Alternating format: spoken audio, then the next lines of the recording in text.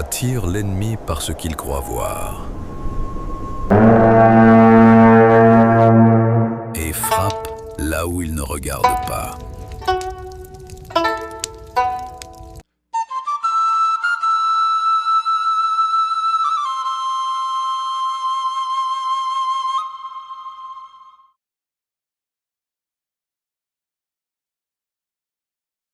Quand l'Empire s'effondra, 3 royaumes s'élevèrent.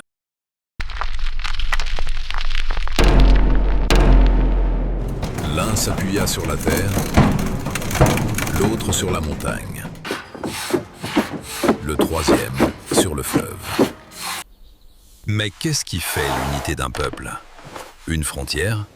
Une armée? Ou une âme commune? Dans le tumulte des lames, le pays n'est plus une idée. Il devient ce que l'on défend. Car un royaume ne vit pas seulement par la guerre. Il vit par ses voix, par ses bouches qui parlent, qui rient, qui nourrissent la cité. Ce caractère, c'est la bouche, le souffle même du peuple sans lequel aucune nation ne peut durer. Et sous ces voix, il y a la terre, le sol que l'on cultive, celui qui nourrit tous les êtres, le fondement discret sur lequel repose l'unité, un trait unique pour emporter le sens. Mais protéger la terre exige une arme, la hallebarde. Dans les anciens signes, elle apparaît déjà comme une lame dressée. Née du bronze, elle prolonge la main du guerrier, car sans défense, aucune frontière ne s'inscrit dans le temps.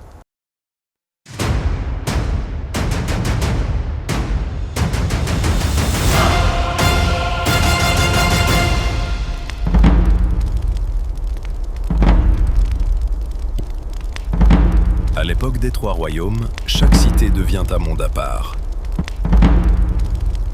Et en son cœur, un espace préservé.